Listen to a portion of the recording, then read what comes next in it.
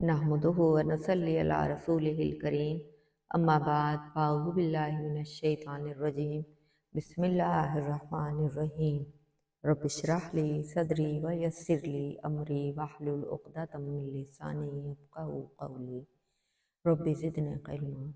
अस्सलामु अलैकुम व रहमतुल्लाहि व बरकातुहू। अल्हम्दुलिल्लाह, आज हम सूरह बकरा की आयत 40 ता 46 पढ़ेंगे इंशाअल्लाह। इससे पहले हम सूरह बकरा का रुकू 4 को देखेंगे, जो आयत 30 ता 39 था, जो हम पहले पढ़ चुके।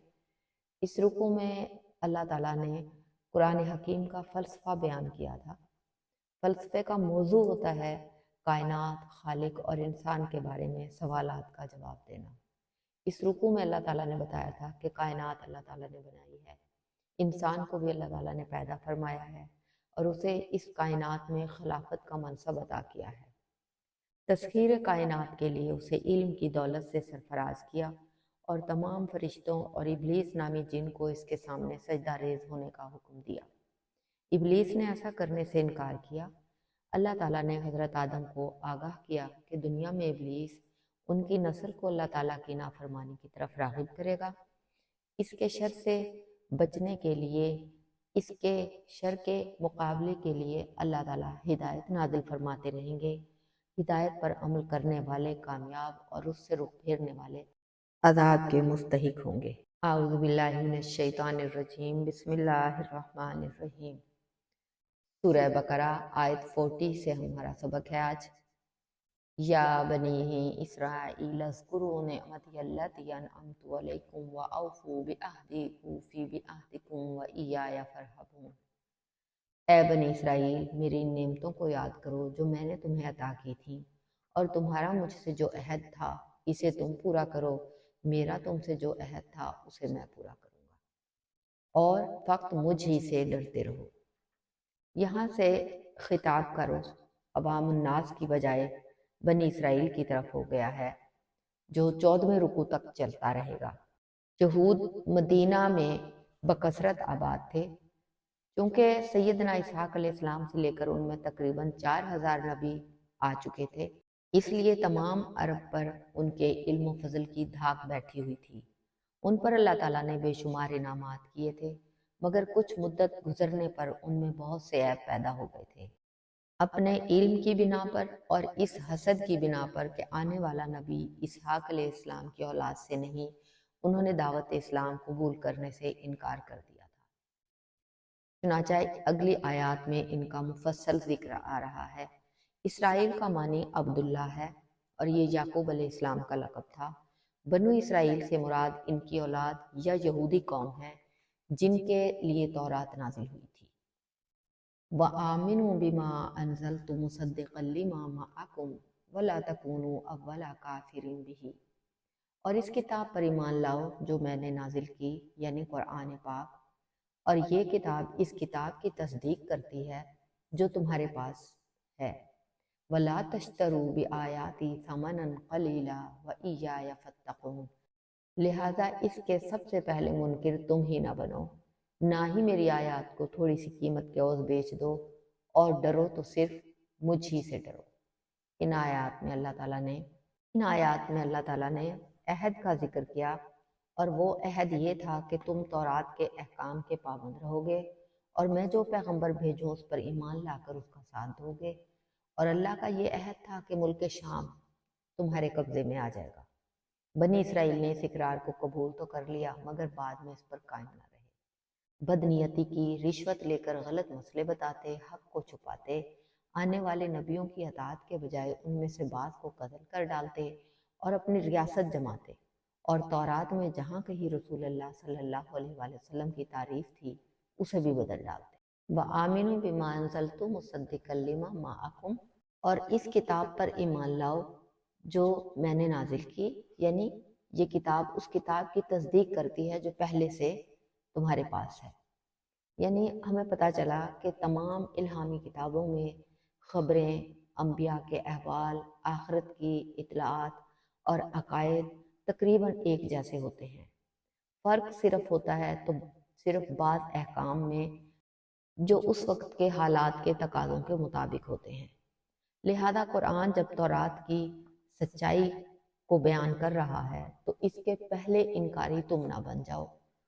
امی اہل عرب لوگ اور تمہاری اولادیں تمہاری ہی روش پر چلیں گی، تم نہیں مانو گے تو وہ بھی نہیں مانیں گی، اسی طرح تم سب کے گناہوں کا حصہ اپنے سر اٹھاؤ گے۔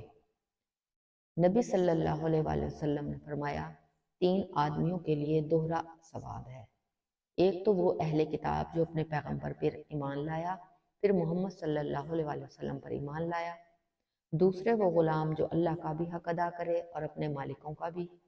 تیسرا وہ شخص جس کے پاس کوئی لونڈی ہو، جس سے وہ محبت کرتا ہو، اسے اچھی طرح ادب سکھائے، پھر آزاد کر کے اس سے نکاح کر لے تو اس کے لیے دوہرا اجر ہے۔ وَلَا تَلْبِسُوا الْحَقَّ بِالْبَاطِلِ وَتَكْتُمُوا الْحَقَّ وَأَنْتُمْ تَعْلَمُونَ، اور نہ ہی حق اور باطل کو ملاؤ اور جان بوجھ کر سچائی کو مت چھپاؤ، اور حالانکہ تم جانتے ہو۔ وَأَقِيمُوا الصَّلَاةَ وَآتُوا الزَّكَاةَ وَارْكَعُوا مَعَ الرَّاكِعِينَ، اور نماز قائم کرو اور زکوٰۃ ادا کرو اور رکوع کرنے والوں کے ساتھ تم بھی رکوع کیا کرو۔ ان آیات میں ہمیں پتہ چلا کہ نماز اور زکوٰۃ ہر زمانے میں دین اسلام کے اہم ارکان رہے ہیں، لیکن یہودیوں نے نماز باجماعت کا اہتمام چھوڑ دیا تھا اور ان کی نماز میں رکوع بھی نہیں رہا تھا۔ یہود نے نماز ادا کرنا بالکل ہی چھوڑ دیا تھا، زکوٰۃ ادا کرنے کے بجائے سود کھانا شروع ہو گئے تھے۔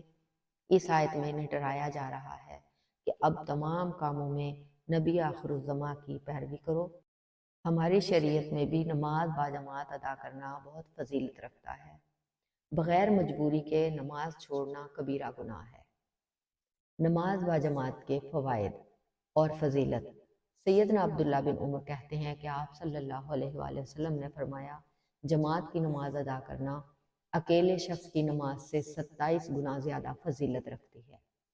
سیدنا ابو ہریرہ کہتے ہیں کہ آپ صلی اللہ علیہ وآلہ وسلم نے فرمایا اس ذات کی قسم جس کے ہاتھ میں میری جان ہے، میں نے ارادہ کیا کہ لکڑیاں جمع کرنے کا حکم دوں، پھر نماز کا حکم دوں، اس کے لیے اذان کہی جائے، پھر کسی شخص کو حکم دوں کہ وہ لوگوں کو امامت کرائے، پھر میں جماعت سے پیچھے رہنے والوں کے ہاں جا کر ان کے گھروں کو آگ لگا دوں۔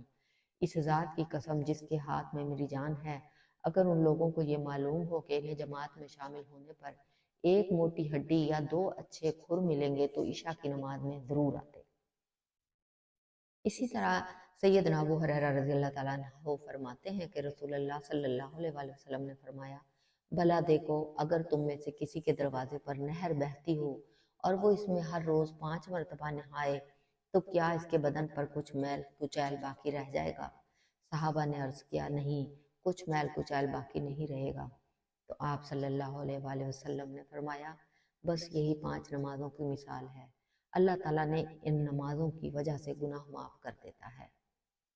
سیدنا ابو ہریرہ رضی اللہ تعالیٰ عنہ فرماتے ہیں کہ رسول اللہ صلی اللہ علیہ وآلہ وسلم نے فرمایا ہر نماز اپنے سے پہلی نماز تک، ہر جمعہ اپنے سے پہلے جمعہ تک، اور رمضان اپنے سے پہلے رمضان تک کے گناہوں کا کفارہ بن جاتا ہے۔ سیدنا عبداللہ بن عمرو بن عاص رضی اللہ تعالیٰ عنہ کہتے ہیں کہ ایک دن رسول اللہ صلی اللہ علیہ وآلہ وسلم نے نماز کا ذکر کرتے ہوئے فرمایا جس نے نماز کی حفاظت کی اس کے لیے نماز قیامت کے دن نور، برہان اور نجات کا باعث ہوگی، جس نے نماز کی حفاظت نہ کی اس کے لیے اس دن نہ نور ہوگا، نہ برہان ہوگا، نہ نجات ہوگی، اور قیامت کے دن وہ قارون، فرعون، حامان اور ابی بن خلف کے ساتھ ہوگا۔ استغفر اللہ۔ آیت 44 سورہ بقرہ۔ اتأمرون الناس بالبر، کیا تم لوگوں کو تو نیکی کا حکم دیتے ہو، وتنسون انفسکم، مگر اپنے آپ کو بھول جاتے ہو، وانتم تتلون الکتاب، حالانکہ تم کتاب یعنی تورات کی تلاوت کرتے ہو، افلا تعقلون، کیا تم کچھ بھی عقل سے کام نہیں لیتے؟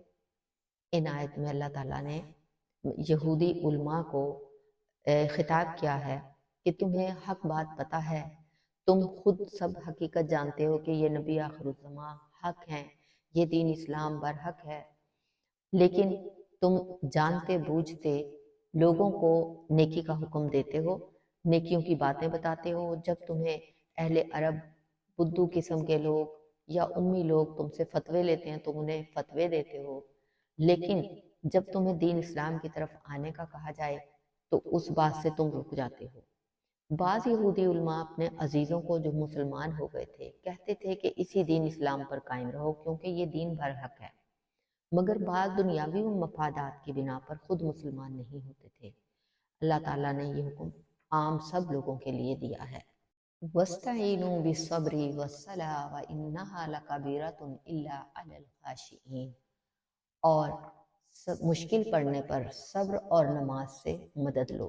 إِنَّهَا لَكَبِيرَةٌ إِلَّا عَلَى الْخَاشِعِينَ، بلا شبہ نماز بھاری ہے مگر ان عاجزی کرنے والوں پر نہیں، یعنی مصیبت اور پریشانی کی حالت میں اللہ تعالیٰ نے ہمیں صبر اور نماز کو اپنا شعار بنانے کا حکم دیا ہے کہ اللہ تعالیٰ کی یاد میں جس قدر طبیعت مصروف ہو اسی قدر پریشانیاں خود بخود کم ہو جاتی ہیں۔ بعض لوگوں نے یہاں صبر سے روزہ بھی مراد لیا ہے۔ رسول اللہ صلی اللہ علیہ وآلہ وسلم کی عادت مبارکہ تھی کہ جب آپ کو کوئی پریشانی لاحق ہوتی تو خود بھی نماز میں مشغول ہوتے اور اپنے اہل و عیال کو بھی اس کی دعوت دیتے تھے۔ سیدنا انس بن مالک رضی اللہ تعالیٰ عنہ کہتے ہیں کہ آپ صلی اللہ علیہ وآلہ وسلم کا ایک عورت پر گزر ہوا جو ایک قبر کے پاس بیٹھی رو رہی تھی۔ آپ صلی اللہ علیہ وآلہ وسلم نے اسے فرمایا اللہ سے ڈرو اور صبر کرو۔ وہ کہنے لگی جاؤ اپنا کام کرو، تمہیں مجھ جیسی مصیبت تو پیش نہیں آئی۔ وہ عورت آپ صلی اللہ علیہ وآلہ وسلم کو پہچانتی نہ تھی۔ اسے لوگوں نے بتایا کہ وہ تو نبی صلی اللہ علیہ وآلہ وسلم تھے۔ چنانچہ وہ آپ صلی اللہ علیہ وآلہ وسلم کے دروازے پر حاضر ہوئی۔ وہاں کوئی دربان موجود نہ تھا۔ وہ اندر جا کر کہنے لگی میں نے آپ صلی اللہ علیہ وآلہ وسلم کو پہچانا نہ تھا، اب میں صبر کرتی ہوں۔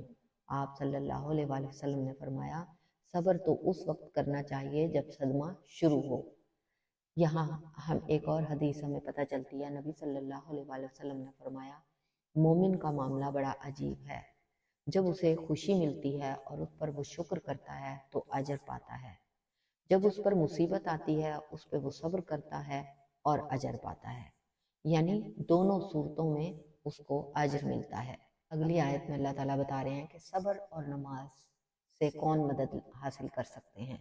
الذین یظنون انہم ملاقو ربہم، صبر اور نماز سے وہی فائدہ حاصل کر سکتے ہیں جو یہ یقین رکھتے ہیں، یظنون انہم ملاقو ربہم، جو یہ یقین رکھتے ہیں کہ وہ اپنے پروردگار سے عنقریب ملنے والے ہیں، وَأَنَّهُمْ إِلَيْهِ راجعون، اور اسی کی طرف پلٹ کر واپس جانے والے ہیں۔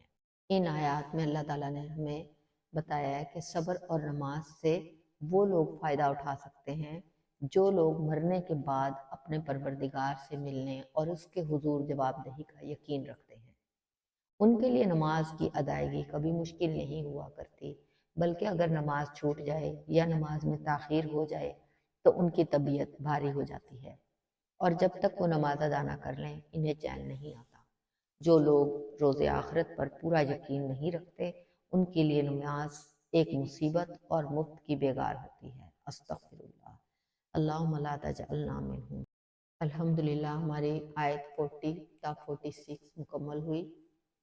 ایک رکوع ہم نے پڑھا۔ اللہ رب العالمین سے دعا ہے کہ جو کچھ ہم نے پڑھا اس